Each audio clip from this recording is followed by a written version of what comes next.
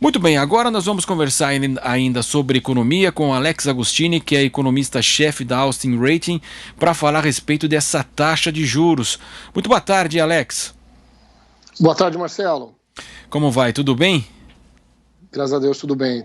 Então tá jóia. Alex, em relação a essa taxa básica, Selic a 2%, quem imaginava, hein, Alex? Você que acompanha há tanto tempo a economia, um novo recorde pode ser estabelecido em relação à taxa básica de juros, a Selic brasileira. Marcelo, essa é a nossa expectativa na Austin, né, que o Banco Central possa cortar hoje pelo menos mais 0,25 ponto percentual. A taxa hoje é 2,25% ao ano, deve ser reduzida para 2% ao ano. E ainda que não seja reduzida, é uma taxa impensável para a economia brasileira há alguns anos atrás, né? É claro que a gente sempre deve lembrar que essa redução da taxa ela é motivada principalmente por esse período de economia brasileira com baixo crescimento. Vamos lembrar que esta década ela é considerada como a década perdida, né, pela economia brasileira. Nós tivemos um desempenho muito fraco. 2015, 2016 foi recessão econômica, este ano uma forte recessão. Então a taxa de juros ela tem que reduzir muito para, obviamente, levar a toda a sociedade àquela situação entre com a taxa de juros baixa, é melhor você investir, você consumir, né, o cidadão consumir, tentar estimular a economia, gerar emprego, renda, do que deixar o dinheiro aplicado. Mas o bom também é que isso reduz os encargos sobre a dívida pública, né? Então o governo também tem algum aí alento com a redução de juros. A redução de juros, ela inclusive transforma toda a sociedade em termos de investimentos. Nós temos visto aí, por exemplo, crescendo muito fortemente investidores em ações, em fundo de multimercados, enfim, outras alternativas de investimentos que antes era só deixar ali aplicado em título público, né?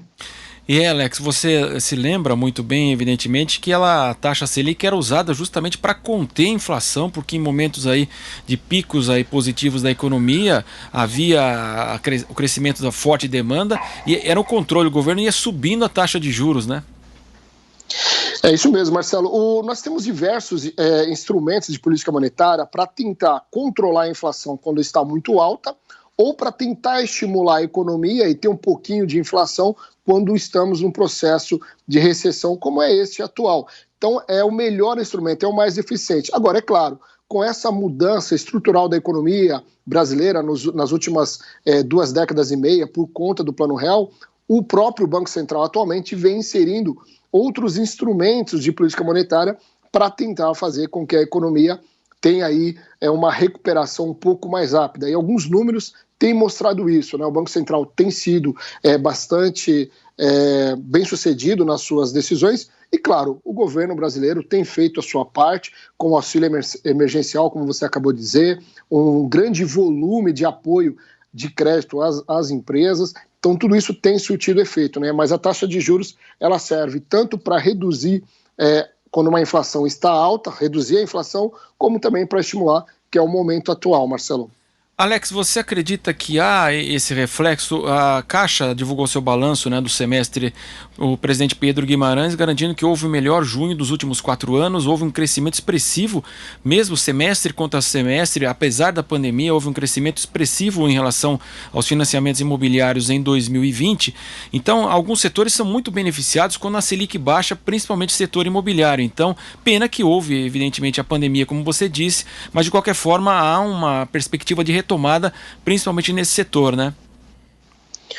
Olha, Marcelo, é bom a gente lembrar que ali em abril, como a gente ainda estava no começo da pandemia, tinha uma preocupação muito grande com o futuro, uma incerteza muito grande, então as projeções eram as piores possíveis. Foi passando o tempo, chegou o mês de junho, alguns indicadores de maio mostrando que aquele bicho de 7 cabeças não seria tão feio assim. Os números de junho começaram a mostrar uma melhora, produção industrial, vendas, confiança do consumidor. Os primeiros números de julho de sondagem industrial está revelando essa recuperação da confiança de empresários. Então, ou seja, tomamos um tombo ali em abril e maio, começou a recuperar em junho, então rapidamente a economia brasileira tende a se recuperar sim. Claro, infelizmente a pandemia acabou interferindo nessa dinâmica muito positiva no crescimento econômico no início do ano. Os setores imobiliário, que já tinham sofrido há 3 anos atrás, voltaram a ter um certo ânimo, inclusive foi o setor da construção o que gerou emprego no mês de junho, os dados do CAGED, e é um setor muito beneficiado com a queda dos juros, porque é um valor muito alto, né, o financiamento de um imóvel, e de longo prazo, às vezes 30, 35 anos, então a queda dos juros tem uma influência muito forte na demanda desses bens, né, principalmente imóveis. E é um setor que gera muita mão de obra, né, que isso acaba estimulando a recuperação da economia. Acaba estimulando não só na construção, mas também, por exemplo, o setor de veículos, que também é muito sensível à taxa de juros e utiliza uma cadeia setorial muito grande, né, para ativar o setor. Então é importante manter os juros baixos para tentar recuperar mais rapidamente a economia, recuperando, portanto, o emprego e a renda também o mais rápido possível. Agora, em relação à fuga de capitais, com essa Selic baixa, Alex, tivemos esse movimento muito forte também, né? Você falava do investimento, a expectativa de atração até das concessões aqui no Brasil, mas houve uma fuga expressiva também, né, num princípio, né? Olha, havia não só por conta de queda dos juros no Brasil, né? Vamos lembrar que houve uma mudança de juros nos Estados Unidos. Havia, no ano passado, uma expectativa de alta da taxa de juros antes da pandemia, então os investidores começaram a colocar o risco-retorno. O Brasil, infelizmente, perdeu o grau de investimento há algum tempo, principalmente pela Austin, já desde 2018. Então, já o Brasil ainda está numa situação de um risco muito elevado para um retorno baixo, então os investidores acabam colocando na balança e indo para mercados mais seguros, ainda que a rentabilidade seja menor que o Brasil. Mas nesse momento atual, de fato, tem saído o dinheiro do Brasil, principalmente por uma necessidade de proteção do capital. E claro que Estados Unidos ainda é um grande porto seguro para os investimentos, ainda que a rentabilidade seja menor que a do Brasil. Então, a taxa de juros muito baixa no Brasil, com o risco exposto, risco político, risco econômico, que é o baixo crescimento, o risco jurídico, tudo isso afasta o investidor. Então, o governo brasileiro, principalmente o Paulo Guedes, com a sua equipe econômica, está tentando melhorar essa visão que os investidores têm do Brasil para atraí-los de volta, porque são muito importantes para dar liquidez para as empresas do mercado de capitais por meio de ações, ou mesmo investir aqui na parte de concessões e privatizações, que é o que deve vir pela frente nesse segundo semestre. Exatamente, né, Alex? O ministro Tarcísio de Freitas, ele é muito otimista em relação aos projetos de portos, aeroportos, ferrovias, hidrovias aqui no país, estradas, né? Você acredita que, de fato, o Brasil vai poder atrair esse capital, como você disse? Agora é a questão dos investimentos com essa Selic baixa, né?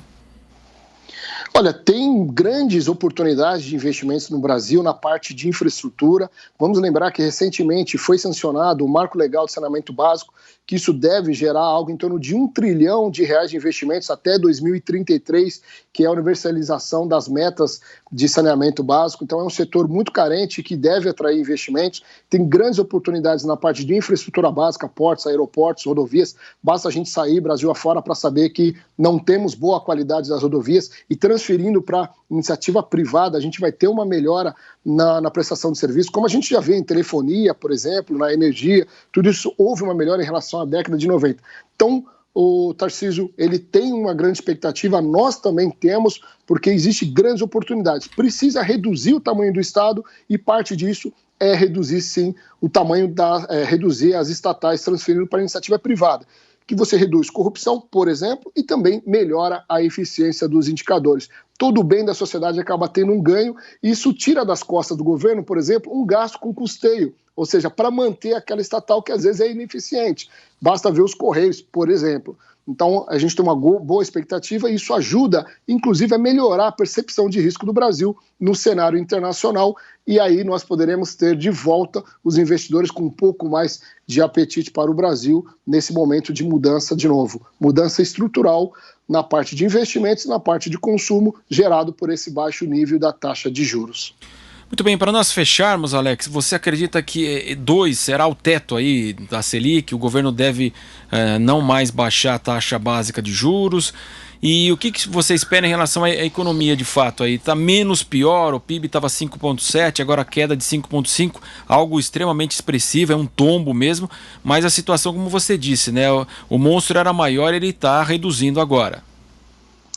A nossa expectativa é que o 2 seja o piso, né? Ou seja, não tem muito mais espaço para cortar, até pelo discurso do Banco Central de que vai ser um corte residual. Então a gente acredita que chega a 2, fica nesse nível até meados do ano que vem. E depois inicia um processo de alta, porque aí o Banco Central já começa a olhar para 2022. A gente espera que 2021 todos os indicadores macroeconômicos, emprego, renda, produção, vendas, já estejam num nível melhor, né, de crescimento, e aí o Banco Central começa a olhar para 2022 e precisa segurar um pouquinho a recuperação da inflação, que vai ser algo em torno de 3 a 3,5% em 2021, 2022, e aí ele começa a subir um pouco a taxa de juros em meados de 2021.